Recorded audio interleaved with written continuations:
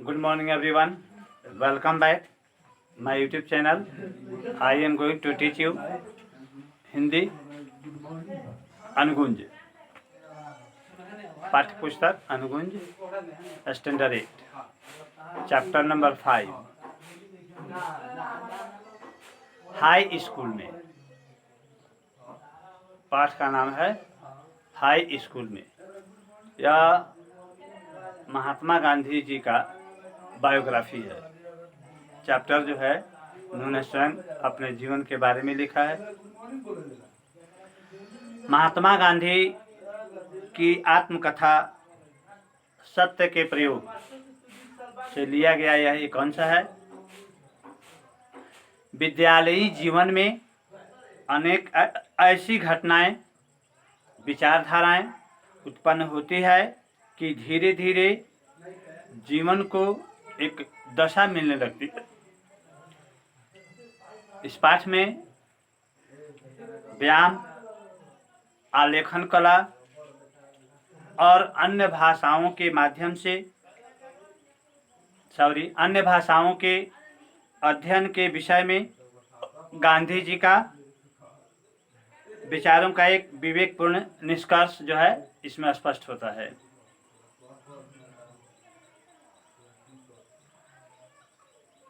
विद्यार्थी के सर्वांगीण विकास के लिए केवल किताबी ज्ञान ही पर्याप्त नहीं होता, इसके लिए व्यवहारिक ज्ञान की भी जरूरत पड़ती है। इस पाठ में बताया गया है कि व्यायाम, आलेखन कला तथा विभिन्न भाषाओं का अध्ययन हमारी शिक्षा को पूर्ण करता है। तो आइए पढ़ते हैं हाई स्कूल में। महात्मा गांधी अपने बायोग्राफी में, अपने जीवन वृत्त में लिखते हैं कि हाई स्कूल में मैं बुद्ध नहीं माना जाता था, बुद्धू। शिक्षकों का प्रेम हमेशा प्राप्त रहता था। हर साल माँ बाप को विद्यार्थी की पढ़ाई और चाल चलन के संबंध में प्रमाण पत्र भेजे जाते थे। मतलब बच्चा विद्यालय में किस तरह पढ़ा, उसका चाल चलन कैसा रहा, परीक्षा फल कितना अच्छा रहा, ये सारी चीज़ों का प्रमाण पत्र जो है माता पिता के पास उस समय भेज दिए जाते थे। गांधी जी कहते हैं कि मेरी पढ़ाई का या चाल चलन का किसी तरह की शिकायत मेरे माता पिता के पास नहीं गई।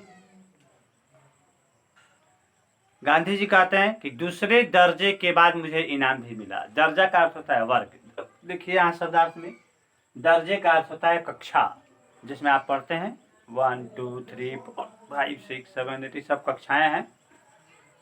इसमें कुछ शब्दार्थ हैं, जैसे दर्जे का अर्थ हुआ कक्षा, तकदीर का अर्थ होता है भाग्य, छात्रवृत्ति का अर्थ होता है स्कॉलरशिप, आचरण का अर्थ होता है चाल चलन, सदाचार का अर्थ होता है अच्छा व्यवहार, सत्य जोड़ाचार मतलब अच्छा व्यवहार, लाजमी का अर्थ होता है अनिवार्य, उलाहना का अर्थ होता है शिकायत, झेपुपन का अर्थ होता है शर्मिलापन, दरमियान का अर्थ होता है के दौरान, गाफिल का अर्थ होता है बेखबर, खुशखत का अर्थ होता है सुलेख यानी सुंदर लेख, अच्छी हैंड राइटिंग, विलायत का अर्थ होता है विदेश, सुगम का अर्थ होता है सरल। ये सभी शब्दार्थ यहाँ पर लिख दिए हैं, किताब के अंदर है, ताकि आपको अर्थ निकालने में किसी तरह की दिक्कत नहीं होगी। तो आइए देखते हैं पुस्तक में। गांधी जी ने बताया है कि मुझे दूसरे दर्जे के बाद यानी दूसरी कक्षा के बाद मुझे इनाम भी मिला, और 5वें 6ठे दर्जे में यानी 5वें दर्जे कक्षे में 4 और 10 रुपये मासिक छात्रवृत्तियाँ भी मिली। छात्रवृत्ति मिलना कोई आसान बात नहीं है। बहुत ब्रिलियंट बच्चे को, अनुशासित बच्चे को, व्यवहारिक बच्चे को तीव्र बच्चे को छात्रवृत्तियां दी जाती है। और गांधी जी कहते हैं उस समय सौराष्ट्र प्रांत के बच्चे जो पढ़ते थे, मतलब सौराष्ट्र प्रांत के बच्चे, उन्हीं के लिए इनाम था। 40-50 विदेशियों की कक्षा में मेरठ सूरत प्रांत के विद्यार्थी बहुत नहीं हो सकते थे। गांधी जी अपने आचरण के बारे में बताते हैं कि अपनी तरफ से मुझे याद पड़ता है कि मैं अपने को बहुत योग्य नहीं समझता। इनाम अथवा छात्रवृत्तियां मुझे मिलती तो मुझे आश्चर्य होता, परंतु गांधी जी कहते हैं कि मुझे अपने आचरण का बहुत ख्याल रहता था। सदाचार में कहीं चूक हो जाती थी तो मुझे रोना आ जाता था। यदि मुझसे कोई ऐसा काम बन पड़ता जिसके लिए शिक्षक को उलाहना देना पड़े अथवा उनका ऐसा ख्याल भी हो जाए तो मेरे लिए असहनीय हो जाता था, मुझे बर्दाश्त नहीं होता था। मुझे याद है कि एक बार मैं पिटा गया। मुझे इस बात का दुख नहीं है कि मैं पिटा, बल्कि इस बात का दुख है कि मैं दंड का पात्र समझा गया। मतलब गांधी जी को अपने विद्यार्थी जीवन में अब आचरण का बहुत ख्याल था। बता रहे हैं कि मैं जब पिटा गया उस समय मैं दूसरा कक्षा में था। उस समय एदल जी गिमी हेडमास्टर थे। विद्यार्थी प्रिय थे क्योंकि वह सबको नियमों का पालन करवाते और विधि पूर्वक काम करवाते और पढ़ाई भी बहुत अच्छी तरह कराते। गांधी जी ने बताया है कि गिमी साहब ने, जो प्रधानाध्यापक थे, व्यायाम को अनिवार्य कर दिए। मतलब व्यायाम करना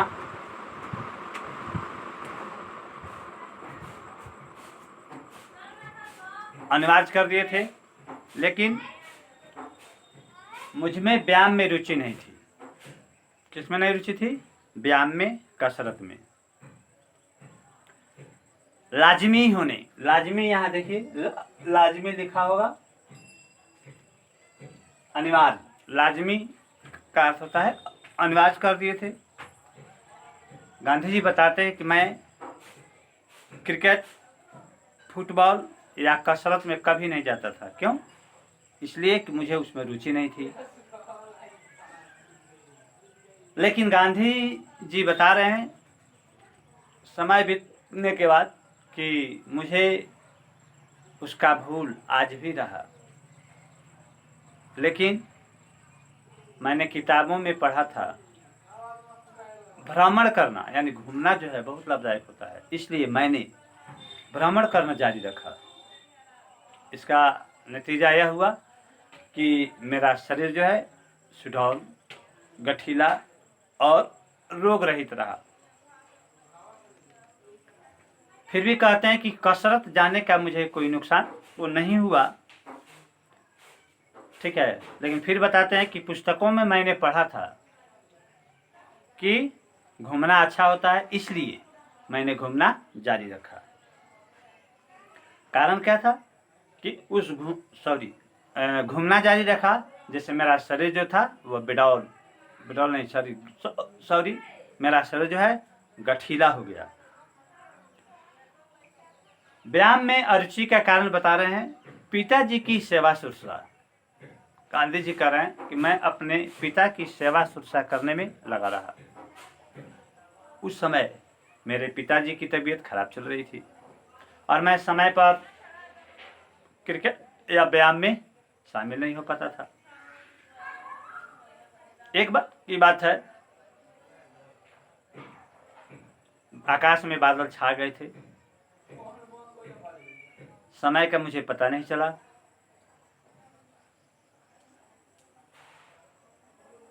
मैं गया, तब तक खेल समाप्त हो चुका था। दूसरे दिन प्रधानाध्यापक ने मुझे अब्सेंट पाया उन्होंने मुझसे कारण पूछा और मैंने सही सही बताया, लेकिन उन्होंने इसे गलत समझा। मतलब 4 बजे उनको जाना था, वो 4 बजे नहीं पहुंचे क्योंकि आकाश में बादल छाए हुए थे। और गांधी जी कहते हैं कि मेरे पास घड़ी भी नहीं थी। क्या हुआ इससे? आकाश में बादल छाए थे और घड़ी नहीं थी, इससे गांधी जी को धोखा हुआ। बता रहे हैं कि जब मैं कसरत के लिए पहुंचा तब तक देर हो चुकी थी, सभी लोग जा चुके थे। उन्होंने हेडमास्टर ने हाजिरी देखी, मैंने गैर हाजिर पाया, कारण पूछा, मैंने सही सही बताया, लेकिन उन्होंने मुझे जुर्माना कर दिया। मुझे पूरा याद नहीं है कितना जुर्माना किए, लेकिन इस बात का दुख है उन्होंने मुझे झूठा समझा। गांधी जी कह रहे हैं कि मैं कैसे साबित करता कि मैं झूठ नहीं बोल रहा हूँ, लेकिन मैं मन महसूस करके रह गया। और पढ़ाई के दौरान यह मेरी पहली असावधानी थी। मैं किसी तरह से अपना जो जुर्माना हुआ था उसको माफ करा पाया। गांधी जी कहते हैं कि कसरत जो अनिवार्य कर दिए थे उससे मुझे छुट्टी मिली। कैसे? मेरे पिताजी ने एक पत्र उनके पास लिखा और उन्होंने कहा कि गांधी को मेरी सेवा की जरूरत है। मतलब गांधी मेरा सेवा करता है, उसका रहना जरूरी है। मेरी तबीयत खराब है, अतः कसरत यानी खेल शिक्षक जो थे वो मुझे छुट्टी दे दिए। गांधी जी कहते हैं व्यायाम से छुट्टी तो मिल गई, लेकिन मैंने घूमना जारी रखा। इस कारण शरीर से मेहनत न लेने के कारण मुझे सजा न भोगनी पड़ी, परंतु दूसरी भूल बता रहे हैं कि उसकी सजा मैं आज भी पा रहा हूँ। वह भूल क्या थी?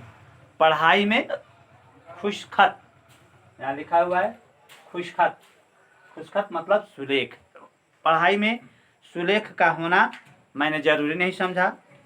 यही गलत ख्याल मेरे दिमाग में कहाँ से आ गया यह मुझे पता नहीं चला, जिसकी सजा मैं आज भी भुगता हूँ। उन्होंने बताया है दक्षिण अफ्रीका में जहाँ वकीलों और दक्षिण अफ्रीका में जन्मे पढ़े नवयुवक के अक्षर मोती की तरह होते थे, और मैंने देखा तो मुझे बहुत शर्म आई। मैं लजाया, पछताया और देखा कि बिडौल अक्षर होना अधूरी शिक्षा की निशानी है। इसलिए सुलेख का अच्छा होना बहुत जरूरी है। यह अध्ययन का एक महत्वपूर्ण अंग है। फिर कहते हैं कि भला पक्के हांडी पर स्याही कहाँ चढ़ती। जवानी में जिस बात की मैंने अवहेलना की,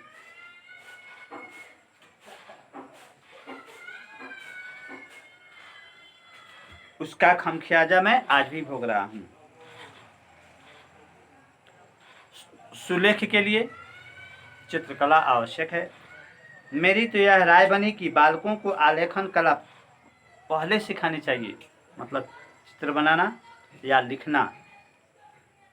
जिस प्रकार पक्षियों और वस्तुओं आदि को देखकर बालक याद रखता है और उन्हें आसानी से बना देता है या पहचान लेता है, उसी प्रकार अक्षर भी पहचानने लगता है।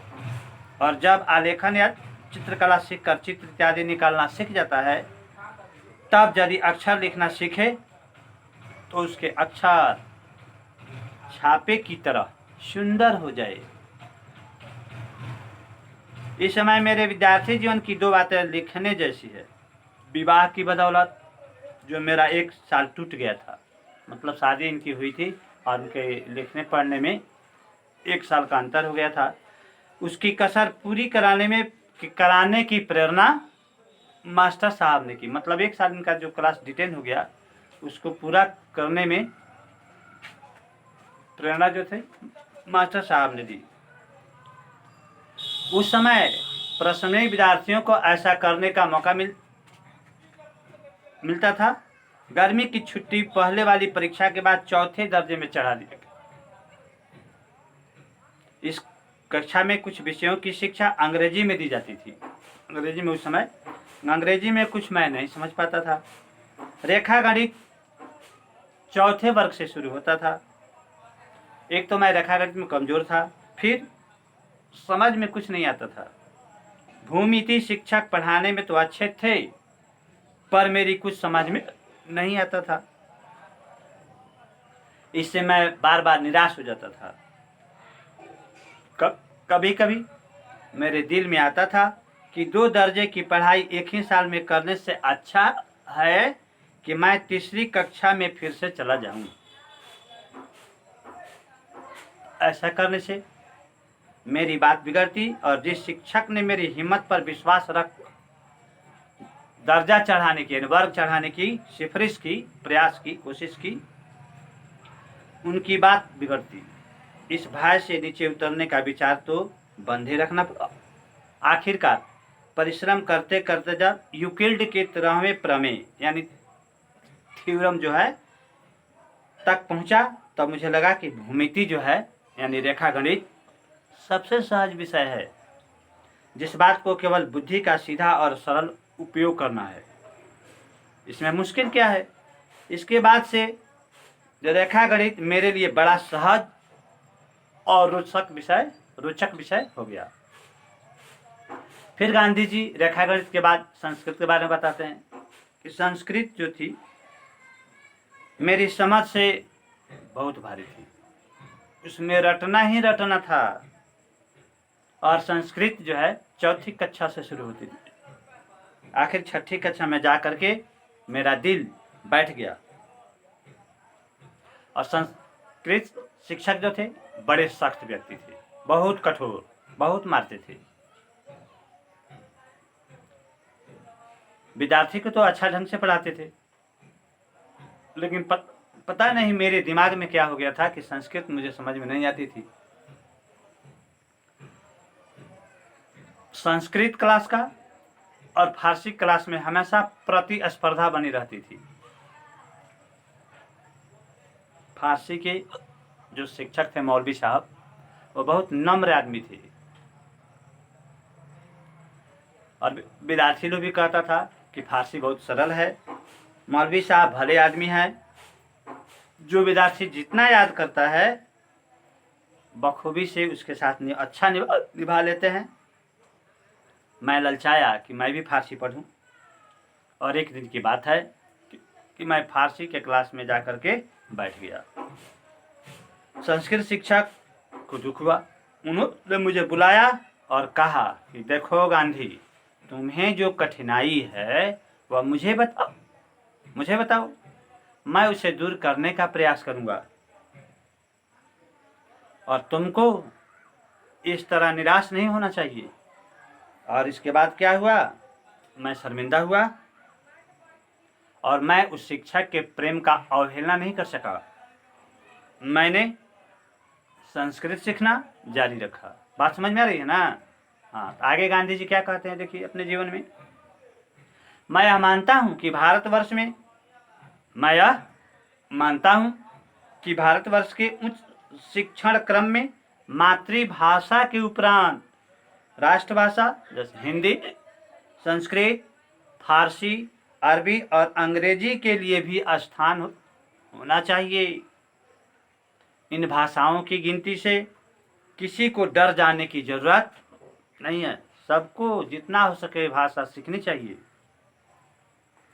यदि भाषाएं विधि पूर्वक पढ़ाई जाए,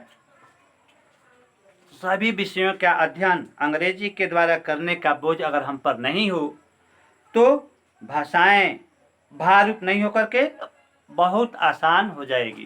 बात समझ में आ रही है? बस यही है गांधी जी का बायोग्राफी, आत्मकथा। या आज 5वां चैप्टर पूरा हुआ। फिर हम नेक्स्ट डे 6ठे चैप्टर में मिलेंगे। ठीक है? मुझे आशा ही नहीं बल्कि विश्वास है कि आप लोगों को यह बात समझ में आ गई होगी। क्या हाई स्कूल में गांधी जी ने जो अपनी बायोग्राफी लिखी है, अगला क्लास में हम आएंगे तो आपको पढ़ाएंगे पानी और पुल। इस पाठ का प्रश्नोत्तर हाई स्कूल में पाठ का प्रश्नोत्तर बना लेंगे। बात समझ में आ गई होगी गांधी जी की अपनी जो बायोग्राफी लिखा है उसको। फिर हम मिलेंगे पानी और पुल में नेक्स्ट क्लास में। तब तक के लिए धन्यवाद।